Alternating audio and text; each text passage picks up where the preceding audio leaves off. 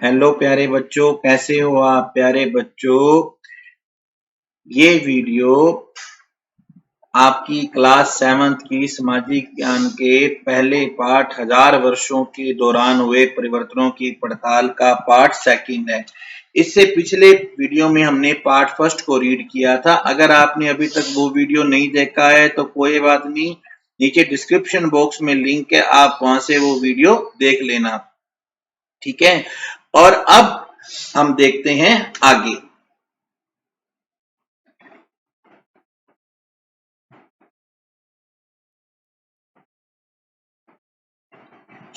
यहां तक हमने पिछले पार्ट में पढ़ा था। अब हम स्टार्ट करते हैं आगे। चोल, हम चोल साम्राज्य के बारे में हम दूसरे पार्ट में, और तुगलक साम्राज्य के बारे में तीसरे पार्ट में, मुगल साम्राज्य के बारे में चौथे पार्ट में पढ़ेंगे। ये जो बड़े बड़े राज्य साम्राज्य थे, इनके अंतर्गत सारे शासक आ जाते थे। दिल्ली के सुल्तान गयासुद्दीन बलबन की प्रशंसा में एक संस्कृत प्रशस्ति में उसे एक विशाल साम्राज्य का शासक बताया गया है, जो पूर्व में बंगाल से लेकर पश्चिम में अफगानिस्तान के गजनी गजन तक फैला हुआ था, और इसमें पूरा दक्षिण भारत भी आ जाता था। गोंड, आंध्र, केरल, कर्नाटक, महाराष्ट्र और गुजरात आदि विभिन्न क्षेत्रों के लोग उसकी सेना के आगे पलायन कर जाते थे। इतिहासकार इस दावे को अतिशयोक्ति मानते हैं, और वे ये भी समझने की कोशिश करते हैं कि शासक लोग इस महाद्वीप के भिन्न भिन्न भागों पर अपने अधिकार का उल्लेख क्यों करते हैं। यहाँ देखिए आप, यहाँ पर ये हमें बताया गया है कि ये मिस्र के शहाबुद्दीन उमरी में एक लिखा था, मसालिक अल अफसर फी ममालिक अल अमसर। तो इसके अनुसार उसने ये बताया था कि मोहम्मद तुगलक के राज्यकाल में दिल्ली सल्तनत के अंदर ये इलाके आते थे, और इसने इनके नाम भी बताए हैं। इनमें से कुछ नाम हमने अभी सुने हुए हैं, जैसे आपने दिल्ली का नाम सुना होगा, झांसी का, बदायूं का, लाहौर का नाम सुना होगा, मुल्तान का नाम सुना होगा, बिहार का नाम सुना होगा, गुजरात का नाम सुना होगा। तो आपने कई नाम सुने होंगे, और कई नाम ऐसे जो हम अब नहीं सुनते हैं।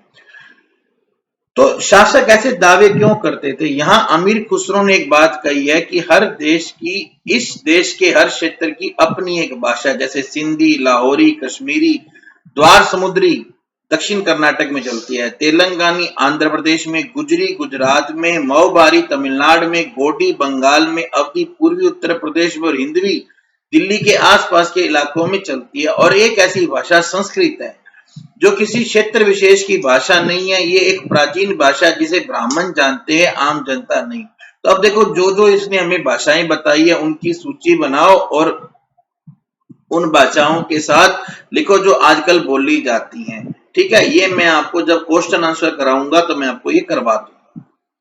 सन 700 तक कई क्षेत्रों के अपने अपने भौगोलिक आयाम तय हो गए थे, मतलब उनकी सीमाएं तय हो गई थी, उनकी भाषा तय हो गई थी, उनकी सांस्कृतिक विशेषताएं स्पष्ट हो गई थी। ये बात हम 9वें चैप्टर में पढ़ेंगे। ये देश, ये क्षेत्र विशेष शासक राजवंशों से जुड़ गए थे। मतलब जैसे मान लो राजस्थान है, तो राजस्थान में राजपूतों का राज है, ठीक है। जैसे महाराणा प्रताप का राज जो था वो उधर उदयपुर वाले एरिया में था। तो ये एक एरिया बन गया था। यहाँ के लोग एक अलग भाषा बोलते थे, यहाँ के लोगों, यहाँ पर एक अलग शासन चलता था, सिसोदिया शासन चलता, सिसोदिया वंश का यहाँ पे राज चलता था, आज भी वही है। अब इन लोगों के, इन क्षेत्रों के बीच में बड़ी टकरार थी। कभी चोल, खिलजी, तुगलक, मुगल जैसे राजवंश अनेक क्षेत्रों में फैला एक साम्राज्य भी खड़ा कर लेते थे, जो कि समान रूप से स्थिर या सफल नहीं हो पाता था। अध्याय 3 और अध्याय 4 की तालिका 1 का जब हम तुलना करेंगे तो हम देखेंगे कि खिलजी और मुगल वंश का शासन कितनी दूर तक चला। कभी यहाँ पर किसी खिलजी वंश ने राज किया, कुछ समय के लिए उन्होंने कब्जा किया, लेकिन कुछ समय बाद वो कब्जा हट गया। कभी मुगल वंश का राज हुआ, कुछ समय बाद वो कब्जा हट गया। 18वीं शताब्दी में मुगल वंश पतन के ढलान पर था। फलस्वरूप क्षेत्रीय राजा फिर से उभरने लगे, लेकिन वर्षों से जो सर्व क्षेत्रीय साम्राज्यों का शासन चल रहा था, उससे क्षेत्रों की प्रकृति बदल गई थी। कई छोटे बड़े राज्यों का यहाँ शासन चल रहा था, और उन राज्यों की बहुत सी बातें इस महाद्वीप पर फैले इन क्षेत्रों को विरासत में मिली थी। इसका पता हमें कई परंपराओं से मिलता है।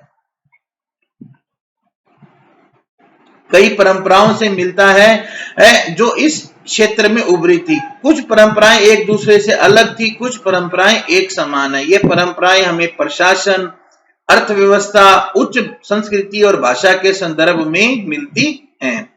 सन 700 से 1750 के बीच के 1000 सालों में इन क्षेत्रों की प्रकृति एक दूसरे से कटकर अलग अलग नहीं बनी हुई थी। यानी कि अगर यहाँ पर आप देखोगे किसी एक एरिया में, जैसे हम अगर बात करते हैं राजस्थान की, तो हमारे यहाँ पर आप देखो कि जो जैसलमेर में भाटी राजवंश का शासन रहा है, बीकानेर में राठौड़ राजवंश का शासन रहा है, तो उनकी जो अपनी एक भाषा निकली जिसे हम मारवाड़ी भाषा कहते हैं, तो वो मारवाड़ी भाषा में कई सारे शब्द जो हैं वो अलग अलग भाषाओं के भी आ गए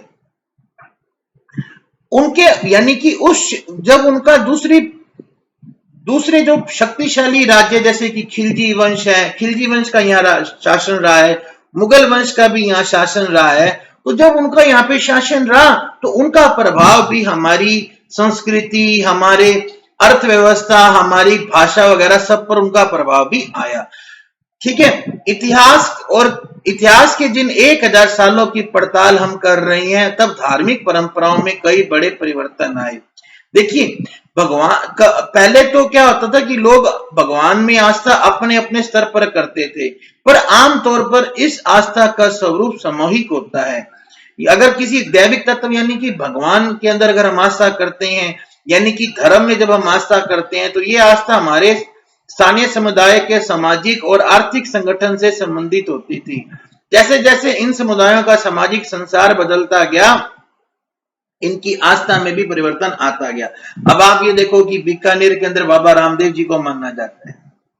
ठीक है, तो बाबा रामदेव जी को बीकानेर क्षेत्र में जब पूरी तरह से माना जाता है, तो और भी वहां पे कई देवी देवता माने जाते हैं। धीरे धीरे इन समुदायों का सामाजिक संसार बदलता गया, जिसे आज हम हिंदू धर्म कहते हैं। इस युग में वहां भी कई परिवर्तन आए, उनमें नए देवी देवताओं की पूजा होने लगी, राजाओं ने मंदिरों का निर्माण कराया और समाज में पुरोहितों के रूप में ब्राह्मणों का महत्व बढ़ा और उनकी सत्ता बढ़ी। जैसा कि अमीर खुसरो ने कहा ही था कि जो ब्राह्मण थे वो संस्कृत भाषा बोलते थे। संस्कृत ग्रंथों के ज्ञान के कारण समाज में ब्राह्मणों का बड़ा आदर होता था। इनके संरक्षक थे नए नए शासक जो स्वयं प्रतिष्ठा की चाह में थे। इन संरक्षकों का समर्थन होने के कारण समाज में इनका दबदबा बढ़ गया। संरक्षण क्या होता है? संरक्षक होता है कोई धनी प्रभावशाली आदमी जो कलाकार, शिल्पकार, विद्वान या किसी अन्य तरीके से किसी आदमी को मदद दे या सहारा दे। इस युग में एक महत्वपूर्ण परिवर्तन भक्ति की धारणा के रूप में आया। अब ईश्वर की कल्पना एक ऐसे इष्ट देवी देवता के रूप में की गई थी जिस तक पुजारियों के कर्म कांड के बिना भक्त पहुंच नहीं सकता था। इन सारी चीजों के बारे में हम 8वें अध्याय में पढ़ेंगे। ये वो युग था जिस समय यहाँ पर हमारे देश में नए नए धर्मों का आगमन हुआ। यहाँ पर कुरान शरीफ का संदेश सबसे पहले 7वीं शताब्दी में व्यापारियों और अप्रवासियों द्वारा पहुंचा। कुरान शरीफ मुस्लिम धर्म का पवित्र धर्म ग्रंथ है, जिसमें वो केवल एक ईश्वर अल्लाह की सत्ता को मानते हैं, जिसका प्रेम, करुणा और उदारता अपने आप में आस्था रखने वाले हर व्यक्ति को गले लगाता है, चाहे उस व्यक्ति की सामाजिक पृष्ठभूमि कुछ भी रही हो। कुछ शासक इस्लाम और इसके विद्वान धर्मशास्त्रियों और न्याय शास्त्रियों अर्थात उलेमा को संरक्षण देते थे। हिंदू धर्म की तरह इस्लाम के अनुयायी भी अपने अपने धर्म की अलग अलग व्याख्या करते थे। मुस्लिम धर्म में कुछ शिया थे जो पैगंबर साहब के दामाद अली को मुसलमानों का विधि सम्मत नेता मानते थे। कुछ सुन्नी थे जो खलीफाओं के प्रभुत्व को स्वीकार करते थे। मुस्लिम समाज में दो मत हैं, शिया और सुन्नी। शिया जो है वो पैगंबर साहब के दामाद अली को मुस्लिम्स का विधिवत नेता मानते हैं और सुन्नी खलीफाओं के प्रभुत्व को स्वीकार करते हैं। इस्लाम के आरंभिक दौर में इस धर्म का नेतृत्व करने वाले खलीफा कहलाते थे। आगे भी इनकी परंपरा चलती रही। इस्लामी न्याय सिद्धांत विशेषकर भारत में हनफी और शफी ऐसे सिद्धांत हैं कि विभिन्न परंपराओं में कई महत्वपूर्ण अंतर रहे हैं। ऐसे ही धर्म सिद्धांत और रहस्य विचारों को लेकर विभिन्नताएं देखने को मिलती हैं।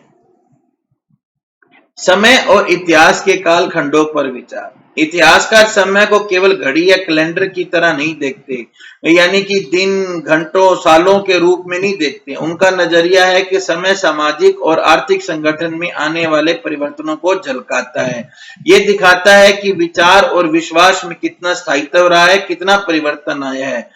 यदि अतीत को एक जैसे दिखने वाले कुछ बड़े बड़े हिस्सों यानी कि युगों या कालों में बांट दें तो समय का अध्ययन कुछ आसान हो जाता है। 19वीं सदी के मध्य में अंग्रेज इतिहासकारों ने भारत के इतिहास को 3 युगों में बांटा था, हिंदू, मुस्लिम और ब्रिटिश। ये विभाजन इस आधार पर था कि शासकों का धर्म ही एकमात्र महत्वपूर्ण ऐतिहासिक परिवर्तन होता है। अर्थव्यवस्था, समाज और संस्कृति में और कोई महत्वपूर्ण बदलाव नहीं आता। तो अगर हम इस दृष्टिकोण को देखें तो हमारी यहाँ की जो विविधता है उसकी उपेक्षा होती थी। इस काल विभाजन को आज बहुत कम इतिहासकार स्वीकार करते हैं। अधिकतर इतिहासकार आर्थिक और सामाजिक कारकों के आधार पर अतीत के विभिन्न कालखंडों की विशेषताएं तय करते हैं। पिछले साल आपने जो इतिहास पढ़े थे ना, जैसे कि शिकारी संग्राहक, प्रारंभिक दौर के कृषि कर्मी, शहरों और गांवों के निवासी, प्रारंभिक दौर के राज्य साम्राज्य, उसमें कई तरह के इतिहास समाज थे। इस साल हम जो 7वीं में पढ़ेंगे उसे हम कहते हैं मध्यकालीन इतिहास। यहाँ पर आपको कृषक समाज का विस्तार दिखेगा, क्षेत्रीय और साम्राज्यिक राज्यों के उदय दिखेंगे, ग्रामवासी और वनवासियों की कीमत पर प्रधान धर्मों के रूप में हिंदू और इस्लाम धर्म का विकास, यूरोप से व्यापारी कंपनियों के आगमन के बारे में और विस्तार से जानकारी मिलेगी। भारत में इतिहास के ये 1000 साल अनेक बदलावों के साक्षी रहे हैं। 16वीं और 18वीं शताब्दियां 8वीं या 11वीं शताब्दी से काफी भिन्न थी। इसलिए इस सारे काल को एक ऐतिहासिक इकाई के रूप में देखना बहुत समस्या करता है। पर मध्यकाल की तुलना आधुनिक काल से की जाती है। आधुनिकता के साथ भौतिक उन्नति और बौद्धिक प्रगति का भाव जुड़ा हुआ है। इसका आशय यह निकलता है कि मध्यकाल रूढ़िवादी है और उस दौरान कोई परिवर्तन हुआ नहीं। पर आपको मालूम है ना कि परिवर्तन हुआ है। हम इसमें पढ़ेंगे क्या क्या परिवर्तन हुआ। इन 1000 सालों के दौरान इस महाद्वीप के समाज में प्राय परिवर्तन आते रहे और कई क्षेत्रों की अर्थव्यवस्था तो इतनी समृद्ध हो गई थी कि उसने यूरोप की व्यापारी कंपनियों को आकर्षित करना शुरू कर दिया था। इस पुस्तक को पढ़ते समय आप परिवर्तन के चिन्हों और सक्रिय ऐतिहासिक प्रक्रियाओं पर ध्यान देते चले। ये मैं आपको बताऊंगा कहां पे परिवर्तन के चिन्ह आ रहे हैं। जब भी संभव हो आप जो पढ़ रहे हैं आप उसकी तुलना पिछले साल पढ़ी हुई बातों से करें। यानी कि आपको क्या करना है, आपको एक तो 7th क्लास के वीडियो देखने हैं, प्लस में 6th क्लास और हो सके तो 8th क्लास के वीडियो भी देखना। मैं हर एक बच्चे को यही सलाह देता हूं जो 8th क्लास वाला है वो 6th और 7th के वीडियो भी देखें, हो सके तो वो 9th की वीडियो भी देखें। हमने सारे वीडियो डाल रखे हैं। इससे क्या होगा कि आप इस एसएसटी को अच्छी तरह से समझ पाएंगे। ये भी देखो कि बदलाव कहां हुए हैं, कहां नहीं हुए हैं, और आसपास की दुनिया में नजर डालकर ये भी देखो कि और भी क्या बदला है या वैसा ही रहा है। ठीक है बच्चों, इस तरह से अगर आप एसएसटी को पूरी तरह से एक चैप्टर वाइज पढ़ेंगे तो आपको अच्छे से समझ में आएगी। अब जैसे ये आपने पहला पार्ट पढ़ा, अब आप क्या करो 6th क्लास का पहला पार्ट पढ़ो, ऐसे 8th क्लास का पहला पार्ट पढ़ो, वीडियो देखो, सब वीडियो बने हुए हैं, सब कुछ आपके लिए YouTube पर फ्री में अवेलेबल, आप सारा देखो और फिर आप अच्छी तरह से चैप्टर को समझ पाओगे। Thank you. अगर वीडियो अच्छा लगा हो, मेरा पढ़ाने का तरीका अच्छा लगा हो तो वीडियो को लाइक करना, कमेंट करना और चैनल को सब्सक्राइब नहीं किया तो फटाफट से सब्सक्राइब कर लेना। Thank you.